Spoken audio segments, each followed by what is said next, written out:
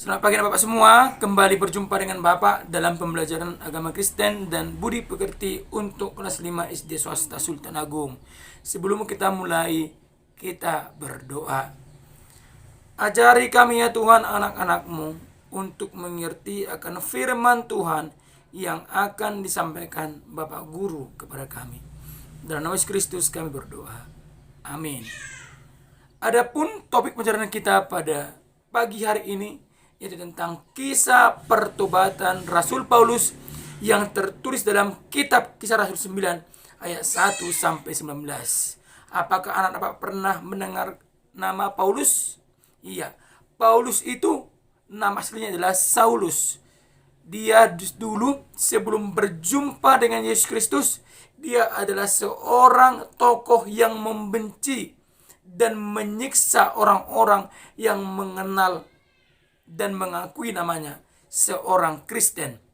Dia tidak segan-segan menyiksa mereka, menyeret mereka, dan memasukkan orang-orang Kristen ke dalam penjara. Namun Yesus Kristus tidak membiarkan Paulus berlaku demikian. Yesus memanggil dan menemui dan memperkenalkan dirinya kepada Paulus. Dan Paulus menjadi bertobat setelah Yesus memperkenalkan dirinya dan mengubah diri Paulus menjadi rasul, menjadi orang yang taat kepada Kristus. Setelah ia mendapat hukuman, dibutakan selama 3 hari. Setelah kejadian demikian, Paulus disembuhkan oleh Ananias yang membunuh Yesus Kristus, dan pada saat itu Paulus bertobat dan dibaptis, dan dia menjadi pemberita Injil Kristus dari kota Roma sampai ke seluruh dunia. Jadi Bapak semua, dari pembelajaran ini ada 3 hal yang penting kita pelajari. Yang pertama adalah bahwa Yesus Kristus adalah Yesus yang betul-betul Tuhan pengasih dan penyayang kepada kita.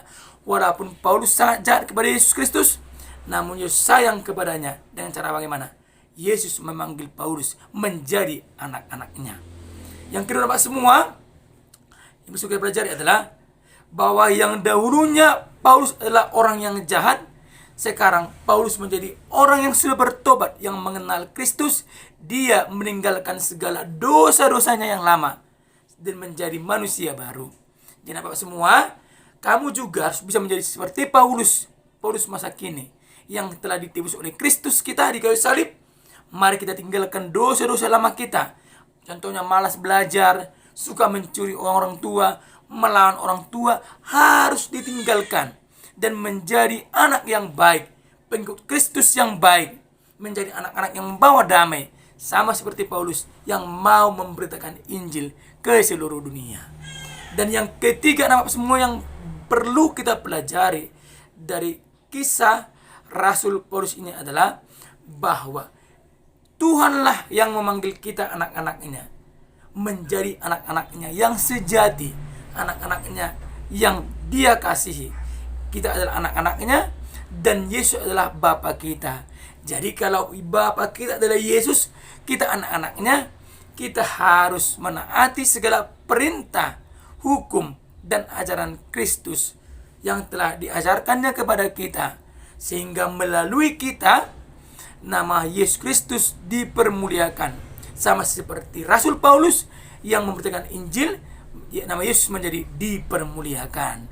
Itu Bapak semua yang perlu kita pelajari dari kisah Paulus ini.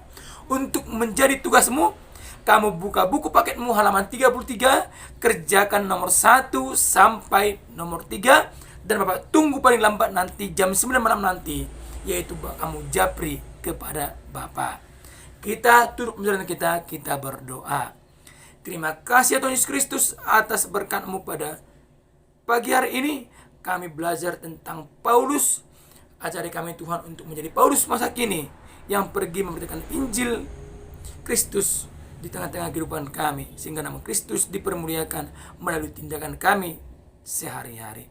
Dalam nama Yesus Kristus kami berdoa. Amin. Demikian pembelajaran kita pada pagi hari ini Bapak semua. Sampai berjumpa kembali di pembelajaran di minggu akan datang. Tetap semangat mendengar dan melakukan firman Tuhan. Tuhan memberkati kita. Salam.